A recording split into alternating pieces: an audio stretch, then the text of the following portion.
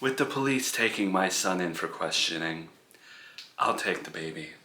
Yeah, I'm just waiting to see what happens with Joey's questioning and all that. I think I'm gonna keep him. You won't even refer to Chris as Chris, and you complain every day about how your husband's second baby mama's baby is in your house and how much you hate it. So now your husband's not here, and the grandmother will take the baby. Yeah, it hasn't been easy on me, but I've gotten through it, just like I have with everything else. And I've adapted, so he's gonna stay with me. Why the sudden change of heart, Miranda? You know, the other day when I was hysterical about my mother going missing, my son called me and accused me of forging DNA test results. Does this, your sudden connection to Chris, have anything to do with that, Miranda? I don't know anything about that. And I didn't just bring it up. You did. So it sounds more like a guilty conscience type of thing. As I just said, I'm going to keep Chris here with me.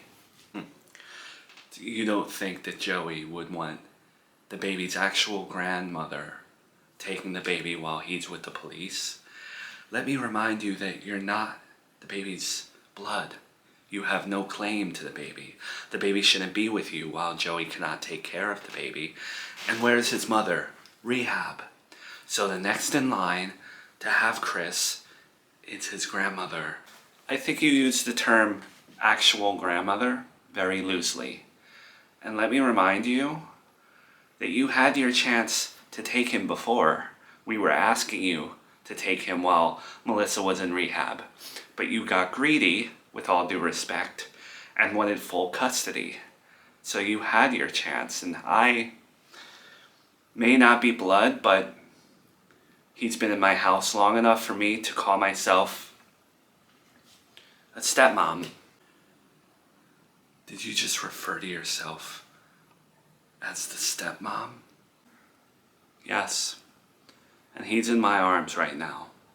You're not gonna come into my house and do as you please.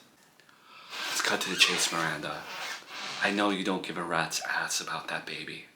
So stop putting up a charade and just make your life easier and just give him over to me. You don't have to be concerned with any of this. Just let me have my family.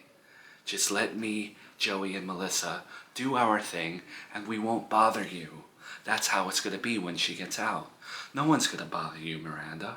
You know, hypothetically, if I did believe that you forged those test results, then yeah, I would believe that you're here today just trying to get him back to avoid me testing him.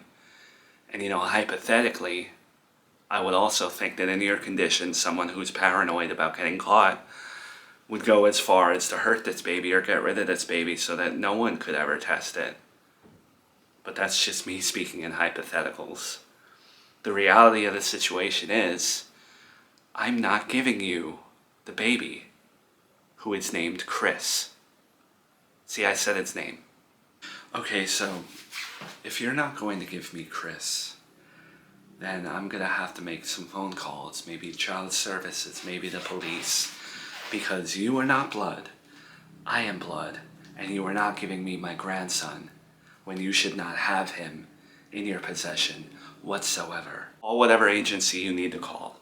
I'll give Chris right over, and I'll also let them know that maybe they should look into if he's really related to you. I leave this house, and what are you gonna do? You're gonna run to CVS and get a millionth DNA rapid test for the millionth time, and then what? You're gonna go get Joey's toothbrush and see if he's the real dad? And you sound a little paranoid, Mel. I was just speaking in hypotheticals. I'm not paranoid. You know what? I'll be on my way and I'll be making my phone calls. You could have made this a lot easier on yourself. Mill. What? I know that Nanny Agatha does not have dementia, and I know you had something to do with her disappearance, and I'm gonna figure it out.